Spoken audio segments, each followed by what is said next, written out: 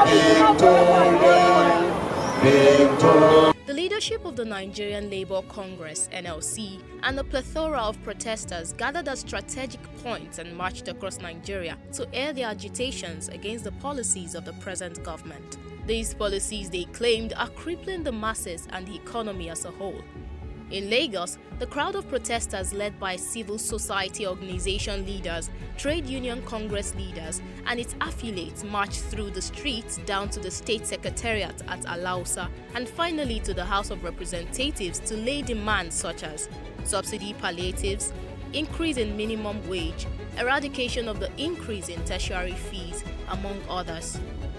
Removal of subsidy is a big pain on the neck of the citizens.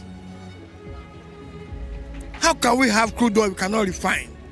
How can we have iron ore we cannot produce steel?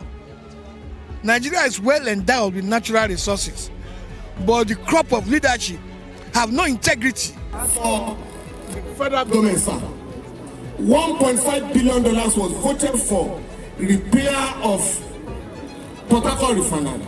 $1.5 billion for repair of Buhari and Kaduna refinery. Thank you. $2.7 billion was earmarked for Dangote refinery. Oh yes, oh yeah. We are therefore asking, sir, what has happened to this refinery?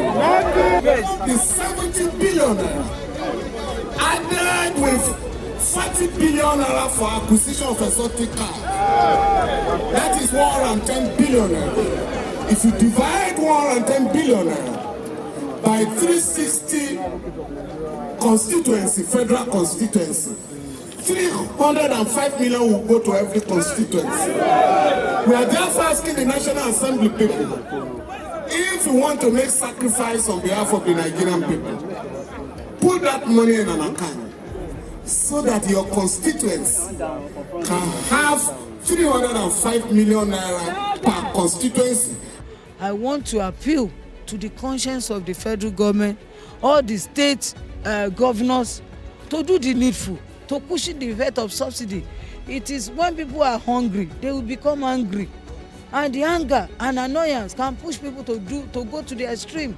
So let the people breathe, let the poor, let them be happy. We are all here today to make a statement that Nigerian workers are tired of all these obnoxious policies. It is affecting us beyond reasonably doubt. So here we are today, we are passing a message to the federal government that a must, that all the anti-policies that have been promulgated now should be reversed. The only way to go is first to sit with the stakeholders, agree to the nitty-gritty of this agreement, ensure the implementation of the agreement that was reached with organized labor on the 5th, and continuously relook the policies in a manner that it will serve the best interests of Nigerian people. We acknowledge his speech and we know that his speech is in the right direction, but it is timeless. It doesn't have a timeline. Yes, we will increase the salary when? We will do this when? We will do that when? Let us know when and when all these things will be achieved. Since this policy regime started, the pain has been very excruciating on people. So the NSA had engaged in dialogue with government, and on June 5, we struck some understanding that government was going to review wages, government was going to provide mass transit buses, and government was going to look at the issues of cash transfer. Government was going to consider the challenges in the education sector. And so we were hopeful that this general understanding can be put into specifics as subcommittees were set up. So we're expecting that this will be inaugurated, but unfortunately, government has not fulfilled that part of the bargain. On June 5, we had an understanding with government, and the leadership of Congress is keen that government respect that understanding.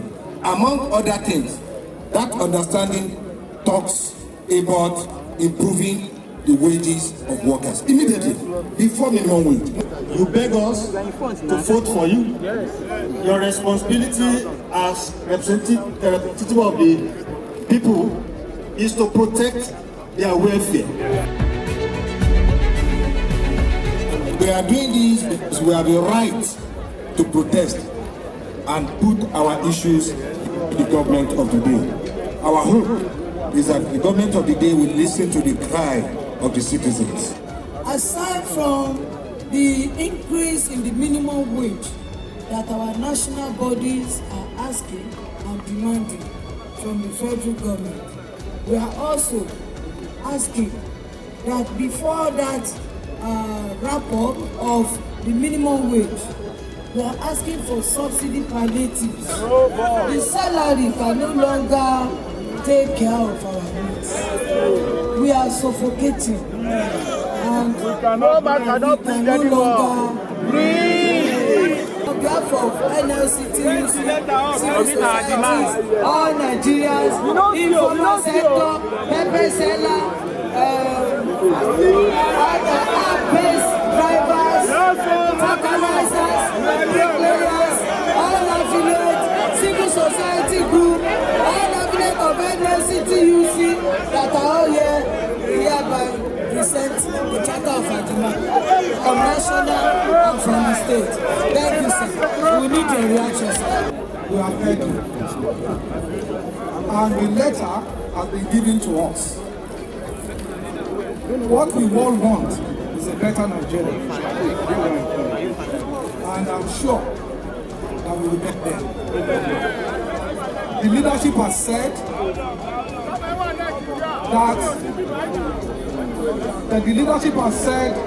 we should dialogue.